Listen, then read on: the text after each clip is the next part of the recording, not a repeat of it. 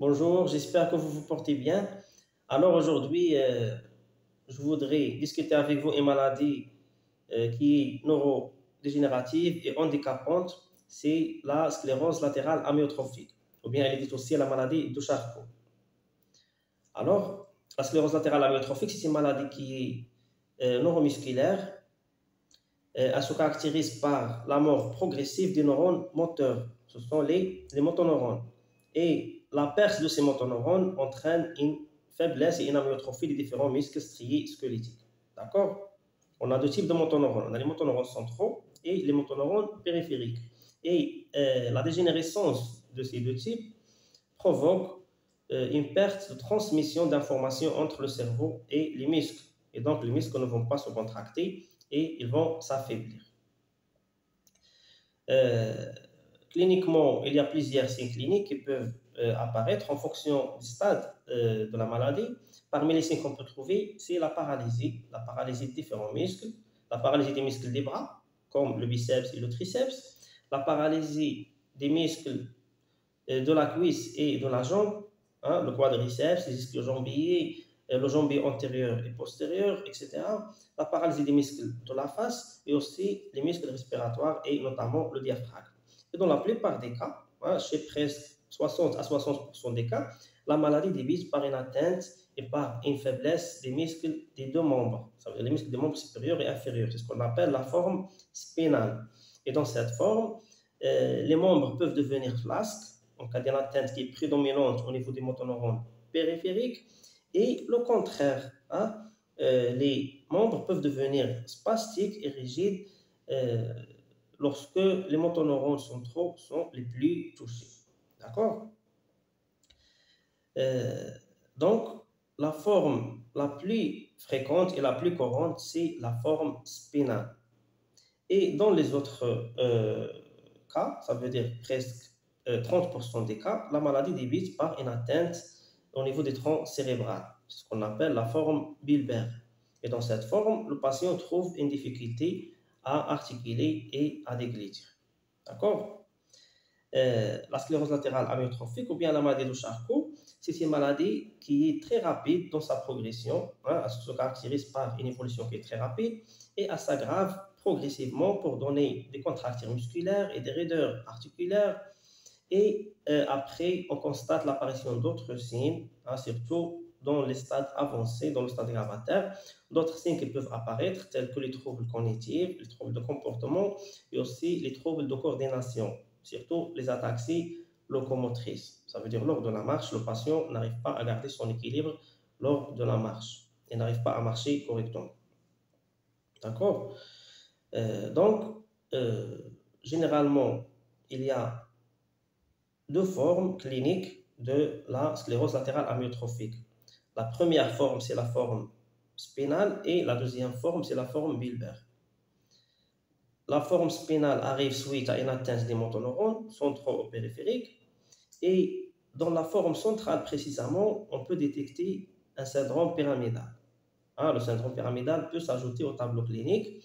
Et bien sûr, lorsqu'on parle du syndrome pyramidal, donc il y a un signe de Babinski qui est positif et il y a une hypertonie et une exagération des rotations. Et la deuxième forme, c'est la forme bulbaire qui se caractérise par un syndrome pseudo-bulbaire. Et il y a plusieurs signes qui peuvent accompagner ce syndrome, tels que la dysphagie et la dysarthrie. Alors, maintenant, on passe à l'évolution de la maladie. Euh, Comme j'ai déjà dit tout à l'heure, c'est une maladie qui est très rapide dans sa progression. Il y a 6 stades. Hein, les stades évolutifs sont au nombre de 6. Dans le premier stade, le patient est autonome. Il peut faire tous les actes lui seul, sans aide de la part d'une tierce personne, mais on détecte une légère faiblesse musculaire qui est localisée au niveau de quelques muscles. Dans le deuxième stade, la faiblesse musculaire va s'étendre et elle va toucher les autres muscles. Dans le troisième stade, euh, le patient commence à perdre partiellement son autonomie, hein, et il va sentir une gêne fonctionnelle qui est légère à modérée. Dans le quatrième stade, euh, tous les muscles vont s'affaiblir. Donc, le quatrième stade se caractérise par une faiblesse musculaire qui est totale, qui est globale, et détecte une fatigue et une altération de l'état général du patient. C'est logique parce que la faiblesse musculaire va provoquer une fatigue et une altération de l'état général. Le patient n'arrive pas à bouger et lorsqu'il bouge, il va se fatiguer rapidement. Le cinquième stade, la gêne fonctionnelle va devenir plus marquée. Donc, le patient va sentir une gêne fonctionnelle qui est plus marquée, une gêne fonctionnelle qui est modérée à sévère.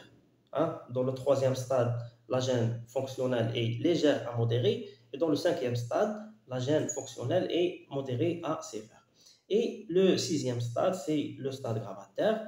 C'est un stade qui se caractérise par la perte totale de l'autonomie. Donc, le patient va perdre totalement son autonomie. Il n'arrive pas à bouger, il est toujours alité et il peut être sous ventilation artificielle, que ce soit la ventilation invasive ou non invasive. D'accord? Et c'est un stade qui peut finir par le décès. Et le décès est causé surtout par la faiblesse des muscles respiratoires, comme j'ai déjà dit, parce que la faiblesse des muscles respiratoires va provoquer par la suite une détresse respiratoire. D'accord?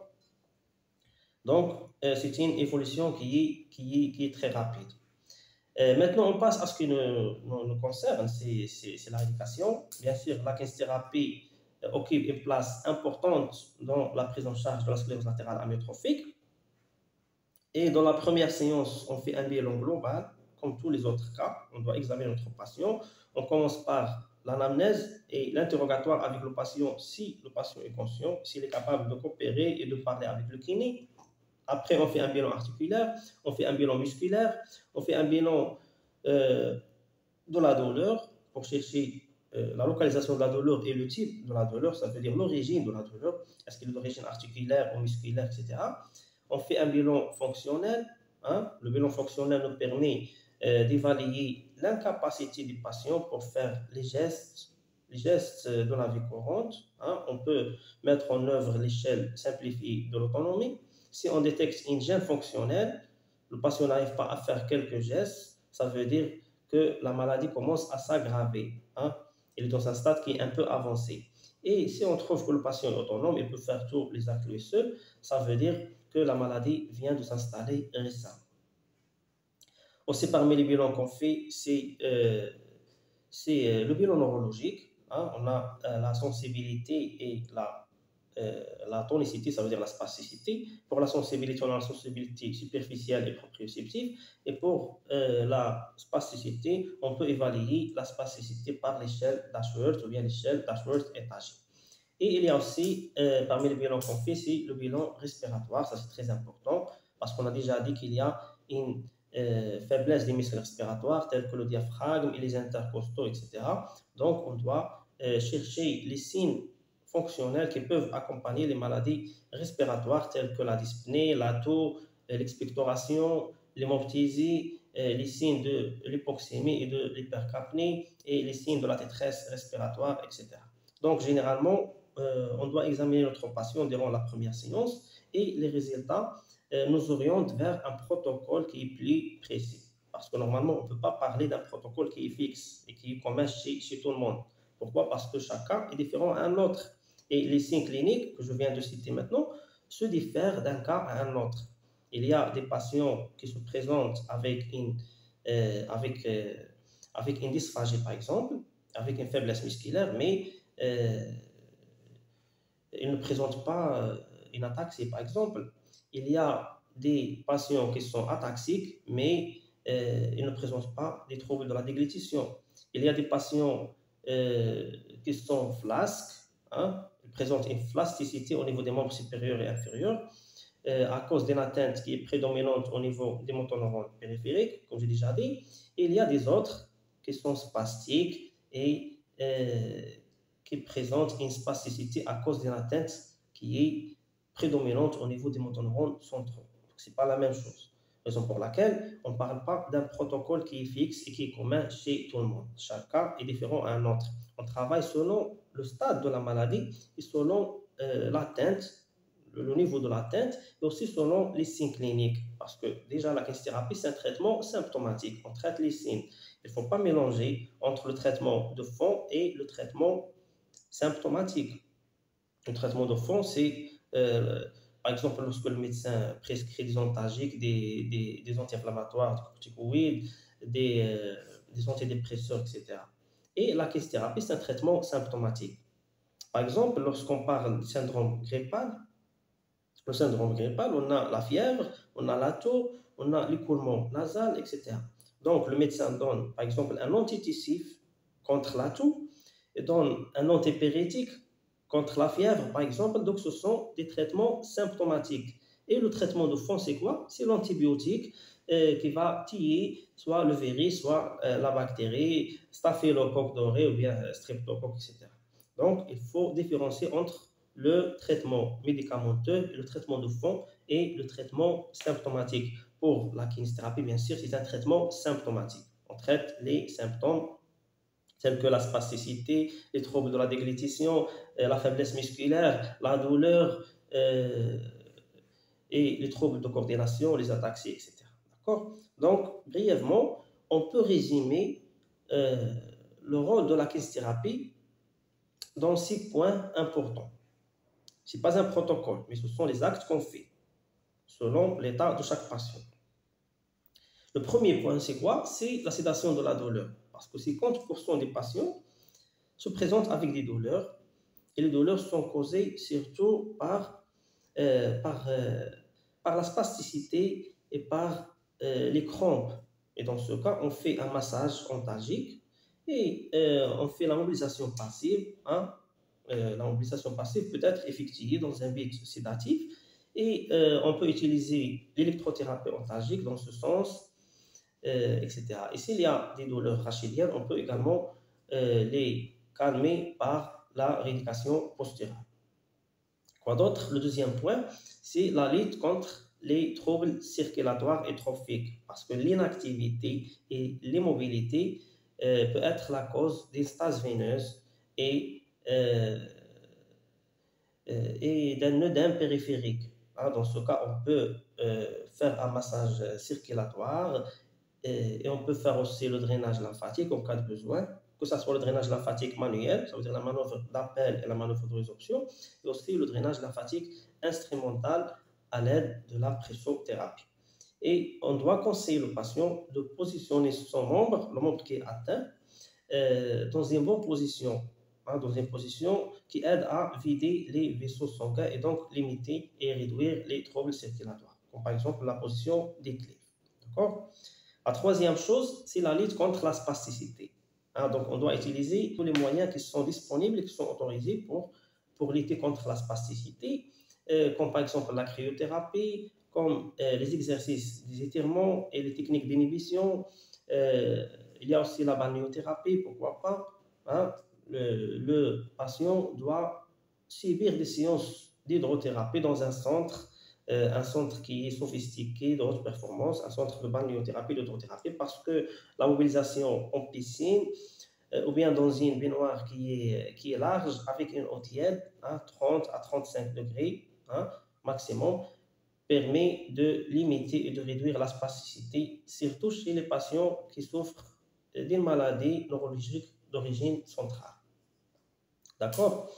On peut utiliser tous les moyens qu'on a, sauf bien sûr en cas de contre-indication. Il y a aussi la thermothérapie. La thermothérapie, c'est très important pour la spasticité, mais il faut prendre en considération l'état des patients. Si le patient se fatigue rapidement, parce qu'on a déjà dit tout à l'heure que la faiblesse musculaire provoque la fatigue et l'altération de l'état général. Donc, dans ce cas, il vaut mieux éviter la thermothérapie parce que la chaleur augmente la fatigue. Donc, généralement, parmi les objectifs de la rééducation, c'est quoi? C'est la lutte contre la spasticité. Quoi d'autre? La quatrième chose, c'est la lutte contre les raideurs articulaires et les rétractions musculaires.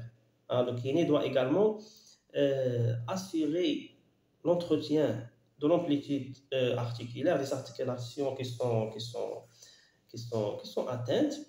Et bien sûr, on fait une mobilisation passive qui doit être quotidienne et infradouloureuse. Et on doit également lutter contre les rétractions par les exercices des étirements. Les étirements qui sont passifs, parce que dans ce cas, le patient ne peut pas faire les exercices des étirements activement. Quoi d'autre? Il y a aussi la réadaptation fonctionnelle, c'est une partie qui est très importante et qui est basée sur le maintien de l'autonomie des patients, mais avec le souci de l'économie de l'énergie. Le patient doit économiser son énergie en utilisant les aides techniques telles que le fauteuil roulant et aussi le déambulateur lors de la marche, etc.